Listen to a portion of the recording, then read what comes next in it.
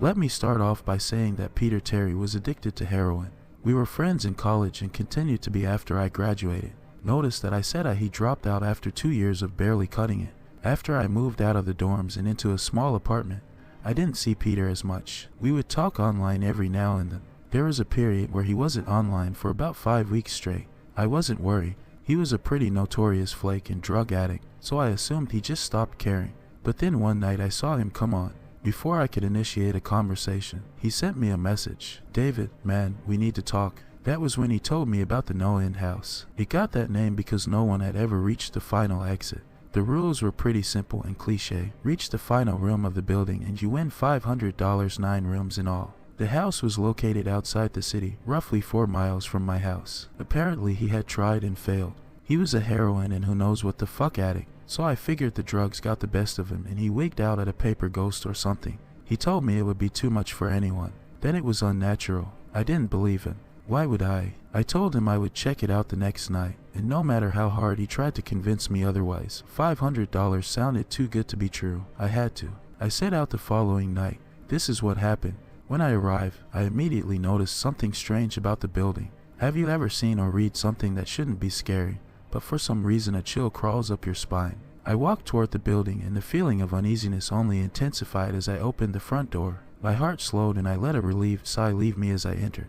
The room looked like a normal hotel lobby decorated for Halloween. A sign was posted in place of a worker. It read "Room 1 this way. 8 more follow. Reach the end and you win." I chuckled and made my way to the first door. The first area was almost laughable. The decor resembled the Halloween aisle of a Kmart, complete with sheet ghosts and animatronic zombies that gave a static growl when you passed by. At the far end was an exit, the only door besides the one I entered through. I brushed through the fake spider webs and headed for the second room. I was greeted by fog as I opened the door to room 2. The room definitely upped the ante in terms of technology. Not only was there a fog machine, but a bat hung from the ceiling and flew in a circle. Scary. They seemed to have a Halloween soundtrack that one would find in a 99-cent store on loop somewhere in the room. I didn't see a stereo, but I guess they must have used a pause system. I stepped over a few toy rats that wheeled around and walked with a puffed chest across to the next area. I reached for the doorknob and my heart sank to my knees. I did not want to open that door. A feeling of dread hit me so hard I could barely even think. Logic overtook me after a few terrified moments, and I shook it off and entered the next room. Room 3 is when things began to change. On the surface, it looked like a normal room. There was a chair in the middle of the wood-paneled floor. A single lamp in the corner did a poor job of lighting the area, and it cast a few shadows across the floor and walls. That was the problem. Shadows, plural. With the exception of the chairs, there were others. I had barely walked in the door and I was already terrified. It was at that moment that I knew something wasn't right. I didn't even think as I automatically tried to open the door I came through. It was locked from the other side. That set me off. Was someone locking it as I progressed? There was no way. I would have heard them. Was it a mechanical lock that set automatically? Maybe, but I was too scared to really think. I turned back to the room and the shadows were gone. The chair's shadow remained, but the others were gone. I slowly began to walk. I used to hallucinate when I was a kid, so I wrote off the shadows as a figment of my imagination. I began to feel better as I made it to the halfway point of the room. I looked down as I took my steps, and that's when I saw it, or didn't see it. My shadow wasn't there. I didn't have time to scream. I ran as fast as I could to the other door and flung myself without thinking into the room beyond. The fourth room was possibly the most disturbing. As I closed the door, all light seemed to be sucked out and put back into the previous room. I stood there, surrounded by darkness, and couldn't move. I'm not afraid of the dark, and never have been, but I was absolutely terrified. All sight had left me. I held my hand in front of my face, and if I didn't know I was doing so, I would never have been able to tell. Darkness doesn't describe it. I couldn't hear anything. It was dead silence. When you're in a soundproof room, you can still hear yourself breathing. You can hear yourself being alive. I couldn't. I began to stumble forward after a few moments, my rapidly beating heart the only thing I could feel. There was no door in sight. Wasn't even sure there was one this time. The silence was then broken by a low hum. I felt something behind me. I spun around wildly but could barely even see my nose. I knew it was there though. Regardless of how dark it was, I knew something was there. The hum grew louder, closer. It seemed to surround me, but I knew whatever was causing the noise was in front of me, inching closer. I took a step back. I had never felt that kind of fear. I can't really describe true fear. I wasn't even scared I was going to die. I was scared of what the alternative was. I was afraid of what this thing had in store for me. Then the lights flashed for less than a second and I saw it. Nothing. I saw nothing, and I know I saw nothing there. The room was again plunged into darkness, and the hum was now a wild screech. I screamed in protest. I couldn't hear this goddamn sound for another minute. I ran backwards away from the noise and fumbled for the door handle. I turned and fell into room 5. Before I describe room 5, you have to understand something. I am not a drug addict. I have had no history of drug abuse or any sort of psychosis short of the childhood hallucinations I mentioned earlier, and those were only when I was really tired or just waking up. I entered the NoEnd House with a clear head. After falling in from the previous room, my view of room 5 was from my back, looking up at the ceiling. What I saw didn't scare me, it simply surprised me. Trees had grown into the room and towered above my head. The ceilings in this room were taller than the others, which made me think I was in the center of the house. I got up off the floor, dusted myself off, and took a look around. It was definitely the biggest room of them all. I couldn't even see the door from where I was. Various brush and trees must have blocked my line of sight with the exit. Up to this point I figured the rooms were going to get scarier, but this was a paradise compared to the last room. I also assumed that whatever was back in room 4 stayed back there. I was incredibly wrong. As I made my way deeper into the room, I began to hear what one would hear if they were in a forest. Chirping bugs and the occasional flap of birds seemed to be my only company in this room. That was the thing that bothered me the most. I heard the bugs and other animals, but I didn't see any of them.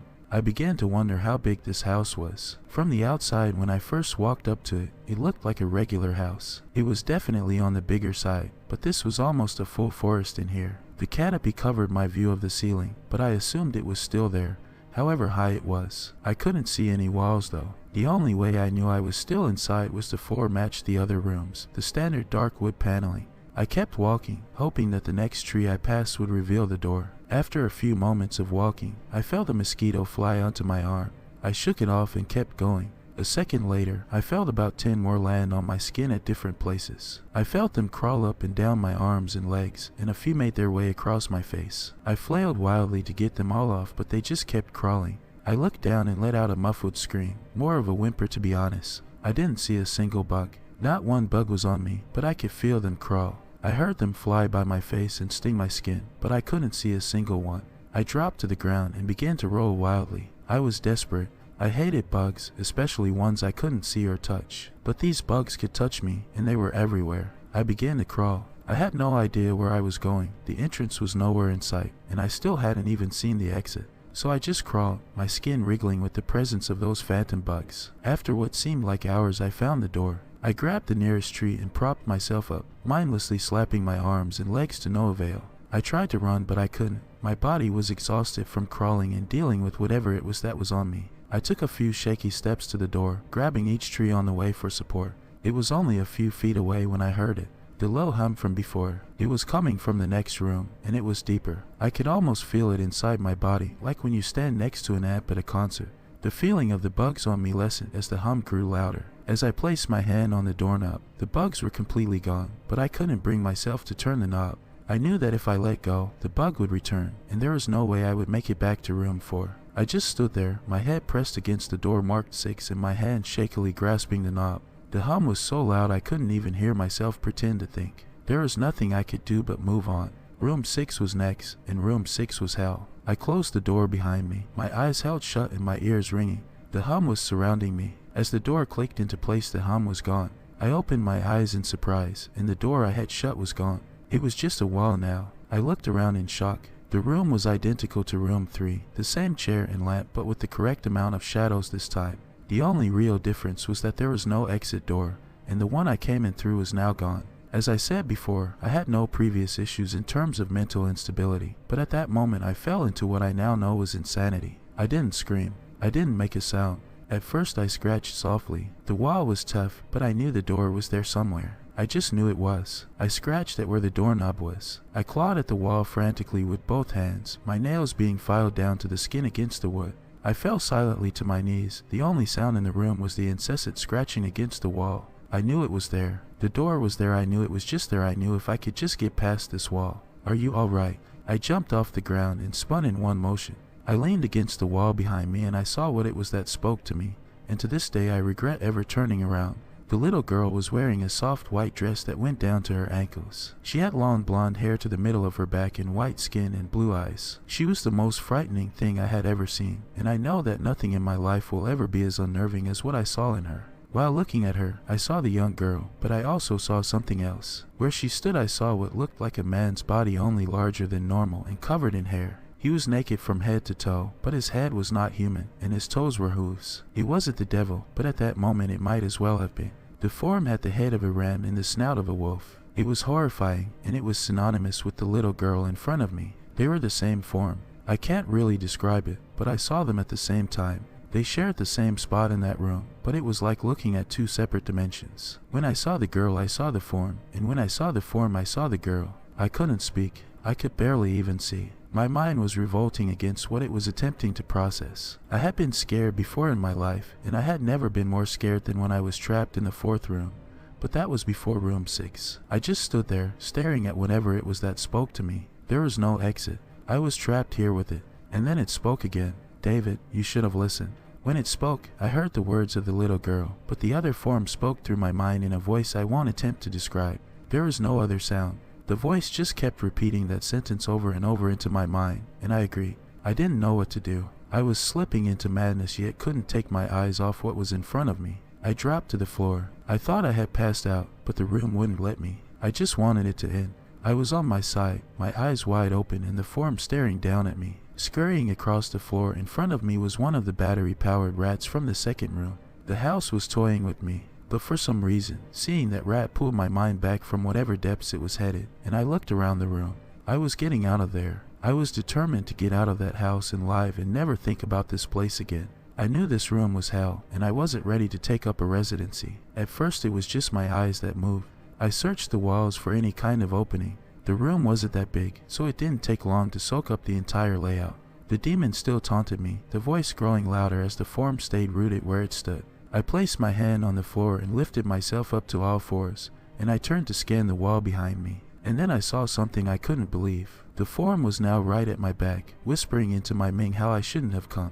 I felt its breath on the back of my neck, but I refused to turn around. A large rectangle was scratched into the wood, with a small dent chipped away in the center of it. And right in front of my eyes I saw the large 7 I had mindlessly etched into the wall. I knew what it was. Room 7 was just beyond that wall where room 5 was moments ago. I don't know how I had done it, and maybe it was just my state of mind at the time, but I had created the door. I knew I had. In my madness, I had scratched into the wall what I needed the most, an exit to the next room. Room 7 was close. I knew the demon was white behind me, but for some reason it couldn't touch me. I closed my eyes and placed smooth hands on the large 7 in front of me, and I pushed. I pushed as hard as I could. The demon was now screaming in my ear. It told me I was never leaving. It told me that this was the end, but that I wasn't going to die. I was going to live there in room 6 with it. I wasn't. I pushed and screamed at the top of my lungs. I knew I was going to push through the wall eventually. I clenched my eyes shut and screamed, and the demon was gone. I was left in silence. I turned around slowly and was greeted by the room as it was when I entered, just a chair and a lamp. I couldn't believe it, but I didn't have time to dwell. I turned back to the 7 and jumped back slightly. What I saw was a door, not one that I had scratched in, but a regular door with a large 7 on it. My whole body was shaking. It took me a while to turn the knob. I just stood there for a while, staring at the door. I couldn't stay in room 6, I couldn't. But if this was only room 6, I couldn't imagine what 7 had in store. I must have stood there for an hour, just staring at the 7. Finally, with a deep breath, I twisted the knob and opened the door to room 7. I stumbled through the door mentally exhausted and physically weak. The door behind me closed, and I realized where I was. I was outside. Not outside like room 5, but I was actually outside. My eyes stung. I wanted to cry. I fell to my knees and tried, but I couldn't.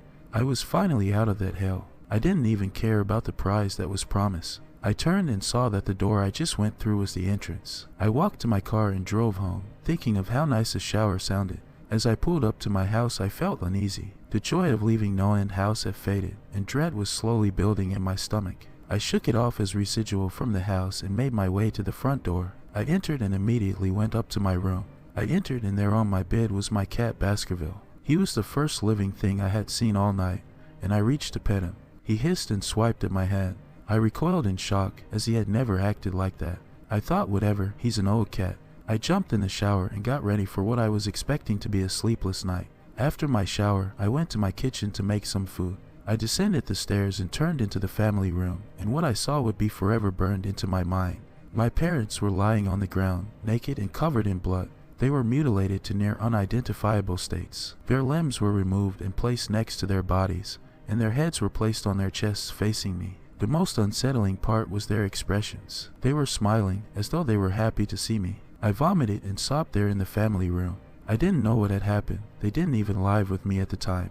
I was a mess, and then I saw it. A door that was never there before. A door with a large 8 scrawled on it in blood. I was still in the house. I was standing in my family room, but I was in room 7. The faces of my parents smiled wider as I realized this. They weren't my parents, they couldn't be, but they looked exactly like them. The door marked 8 was across the room, behind the mutilated bodies in front of me. I knew I had to move on, but at that moment I gave up. The smiling faces tore into my mind. They grounded me where I stood. I vomited again and nearly collapsed. Then the hum returned. It was louder than ever, and it filled the house and shook the walls. The hum compelled me to walk. I began to walk slowly, making my way closer to the door and the bodies. I could barely stand, let alone walk, and the closer I got to my parents, the closer I came to suicide. The walls were now shaking so hard it seemed as though they were going to crumble, but still the faces smiled at me. As I inched closer, their eyes followed me. I was now between the 2 bodies, a few feet away from the door. The dismembered hands clawed their way across the carpet towards me. All the while the faces continued to stare. New terror washed over me and I walked faster. I didn't want to hear them speak. I didn't want the voices to match those of my parents. They began to open their mouths, and the hands were now inches from my feet. In a dash of desperation I lunged toward the door, threw it open, and slammed it behind me. Roommate, I was done. After what I had just experienced, I knew there wasn't anything else this fucking house could throw at me that I couldn't live through. There was nothing short of the fires of hell that I wasn't ready for. Unfortunately, I underestimated the abilities of NoEnd House. Unfortunately, things got more disturbing, more terrifying, and more unspeakable in Room 8. I still have trouble believing what I saw in Room 8. Again, the room was a carbon copy of rooms 4 and 6, but sitting in the usually empty chair was a man. After a few seconds of disbelief, my mind finally accepted the fact that the man sitting in the chair was me. Not someone who looked like me, it was David Williams. I walked closer. I had to get a better look even though I was sure of it. He looked up at me and I noticed tears in his eyes. Please, please, don't do it. Please, don't hurt me. What? I said. Who are you? I'm not going to hurt you. Yes, you are. He was sobbing now. You're going to hurt me and I don't want you to. He sat in the chair with his legs up and began rocking back and forth. It was actually really pathetic looking, especially since he was me, identical in every way. Listen, who are you? I was now only a few feet from my doppelganger. It was the weirdest experience yet, standing there talking to myself. I wasn't scared, but I would be soon. Why are you? You're going to hurt me, you're going to hurt me. If you want to leave, you're going to hurt me. Why are you saying this? Just calm down. Alright, let's try and figure this. And then I saw it. The David sitting down was wearing the same clothes as me, except for a small red patch on his shirt embroidered with the number 9. You're going to hurt me, you're going to hurt me, don't please, you're going to hurt me. My eyes didn't leave that small number on his chest. I knew exactly what it was. The first few doors were plain and simple, but after a while they got a little more ambiguous. 7 was scratched into the wall, but by my own hands. 8 was marked in blood above the bodies of my parents. But 9, this number was on a person, a living person. And worse still, it was on a person that looked exactly like me. David. I had to ask. Yes, you're going to hurt me, you're going to hurt me. He continued to sob and rock. He answered to David. He was me, right down to the voice. But that night, I paced around for a few minutes while he sobbed in his chair. The room had no door, and similarly to room 6, the door I came through was gone. For some reason I assumed that scratching would get me nowhere this time. I studied the walls and floor around the chair, sticking my head underneath and seeing if anything was below. Unfortunately, there was. Below the chair there was a knife. Attached was a tag that read, "To David, from management." The feeling in my stomach as I read that tag was something sinister. I wanted to throw up, and the last thing I wanted to do was remove that knife from under that chair. The other David was still sobbing uncontrollably. My mind was spinning into an attic of unanswerable questions. Who put this here and how did they get my name? Not to mention the fact that as I knelt on the cold wood floor I also sat in that chair, sobbing in protest of being hurt by myself. It was all too much to process. The house and the management had been playing with me this whole time. My thoughts for some reason turned to Peter and whether or not he got this far. And if he did, if he met a Peter Terry sobbing in this very chair, rocking back and forth. I shook those thoughts out of my head. They didn't matter. I took the knife from under the chair, and immediately the other David went quiet. "David," he said in my voice, "what do you think you're going to do?" I lifted myself from the ground and clenched the knife in my hand. "I'm going to get out of here." David was still sitting in the chair, though he was very calm now. He looked up at me with a slight grin. I couldn't tell if he was going to laugh or strangle me. Slowly he got up from the chair and stood facing me. It was uncanny. His height and even the way he stood matched mine. I felt the rubber hilt of the knife in my hand and gripped it tighter. I didn't know what I was planning on doing with it, but I had a feeling I was going to need it. Now, his voice was slightly deeper than my own. "I'm going to hurt you. I'm going to hurt you, and I'm going to keep you here." I didn't respond. I just lunged and tackled him to the ground.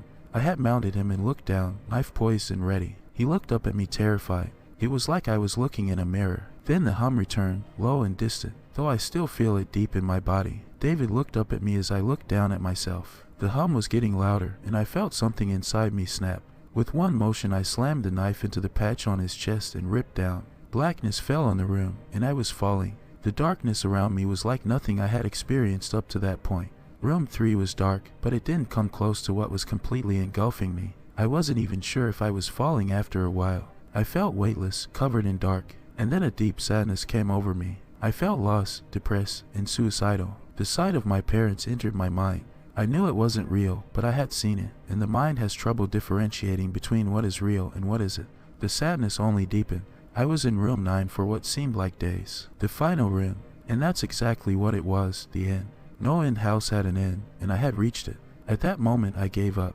I knew I would be in that in-between state forever, accompanied by nothing but darkness. Not even the hum was there to keep me sane. I had lost all senses. I couldn't feel myself. I couldn't hear anything. Sight was useless here, and I searched for taste in my mouth and found nothing. I felt disembodied and completely lost. I knew where I was. This was hell. Room 9 was hell. And then it happened. A light. One of those stereotypical lights at the end of the tunnel. Then I felt ground come up from below me, and I was standing. After a moment or two of gathering my thoughts and senses, I slowly walked toward that light. As I approached the light, it took form. It was a vertical slit down the side of a door, this time unmarked. I slowly walked through the door and found myself back where I started, the lobby of NoEnd House. It was exactly how I left it. Still empty, still decorated with childish Halloween decorations. After everything that had happened that night, I was still wary of where I was. After a few moments of normalcy, I looked around the place trying to find anything different.